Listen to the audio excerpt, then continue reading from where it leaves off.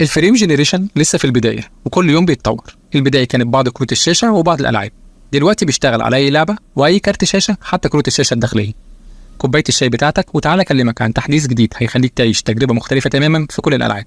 انا عبد الله نور واهلا بيكم في سيليكون فالي.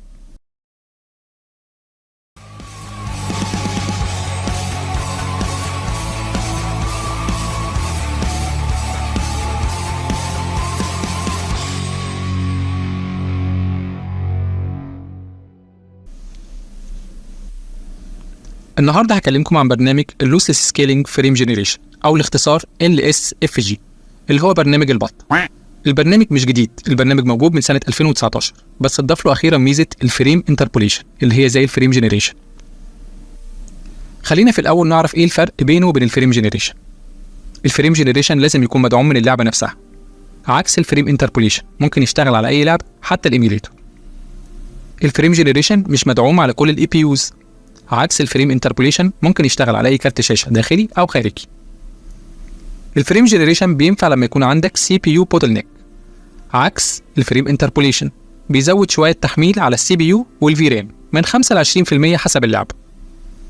الفريم جنريشن مش بيحتاج عدد معين من الفريمات عشان يشتغل، عكس الفريم انتربوليشن بيحتاج على الاقل 30 فريم لانه بيشتغل بطريقه زي الجنريتيف اي، يعني بيحاول يولد فريم في النص ما بين الفريم اللي قبله والفريم اللي بعده. عشان كده هنلاقي الالعاب اللي فيها حركه سريعه الفريمات شكلها غريب لحد ما. من غير ما اطول عليكم تعالوا معايا في تجربه عمليه للعبه عدى عليها 10 سنين، لعبه GTA 5 اللي لغايه دلوقتي لسه بيوصل لها تحديثات جديده ولسه بنشوف تطويرات سواء من الشركه او عن طريق المودات. واكيد طبعا زي ما المودات دي بتغير في التجربه بتاعه اللعبه، زي ما بتضغط على كارت الشاشه بتاعك وبالتالي هتقلل الفريمات ومش هتخليك تعيش التجربه كامله. ركز معايا هتلاقي ان كارت الشاشه تقريبا استهلاكه 90% والبروسيسور تحت ال 20%. وخد بالك ان انا مش مفعل اي حاجه من الحاجات الانتي اليسنج زي الاف اكس اي اي والام اس اي اي، ورغم كده الجوده ممتازه بس الاداء من 30 ل 35 فريم. كل اللي هنحتاجه في المود ده ان احنا هنثبت الفريمات على 30 فريم لو شاشتك 60 هرتز. في الحاله دي هتختار خيار الفي سينك وتخليه هاف، او عن طريق برنامج الريفا تيونر والطريقه هسيبها لكم في شورت من هنا. اما موضوع انك تقلل الريزوليوشن ده مش اجباري، بس خلينا نعيش التجربه كامله عشان نقدر نحكم على البرنامج. هنفتح برنامج ال LSFG. لاحظ معايا عدد انواع السكيلينج فيه وصل ل9 انواع. خلينا النهارده نجرب اول نوعين منهم FSR وانفيديا سكيلينج. انا عارف ان اليوتيوب بيضغط الصوره فممكن ما تاخدش بالك من الجوده الحقيقيه للصوره، بس اللعبه دي تقريبا في كل بيت عندنا فتقدر تجرب وتحكم بنفسك. نيجي للفريم جنريشن.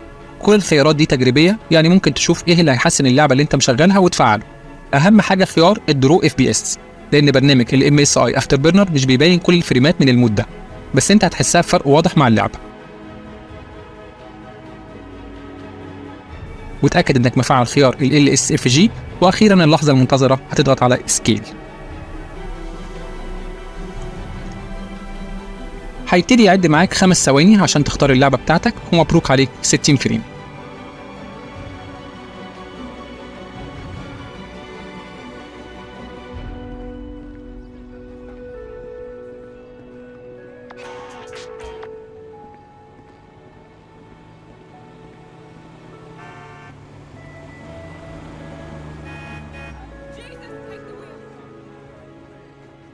طيب لو شاشتك 144 هرتز هتحدد الفريمات من اللعبه ل 72 فريم اللي هو نص تردد شاشتك، عن طريق اللعبه نفسها وده احسن خيار، او عن طريق الدرايفر لكارت الشاشه سواء AMD او انفيديا، او اخيرا خالص عن طريق الريفا تونر اللي بيجي مع برنامج MSI افتر بيرنر.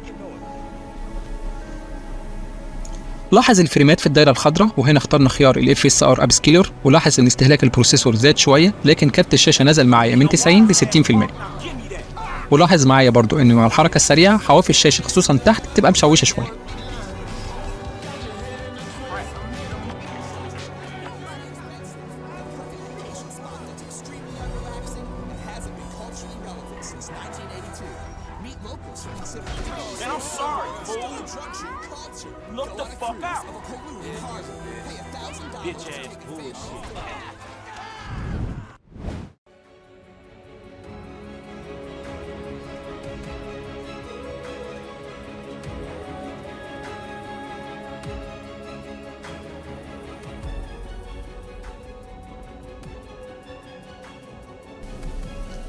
طيب غيرنا الانفيديا اب سكيلر، لاحظ استهلاك البروسيسور قل معايا ال 50%، ولكن استهلاك الفي رام زاد جدا.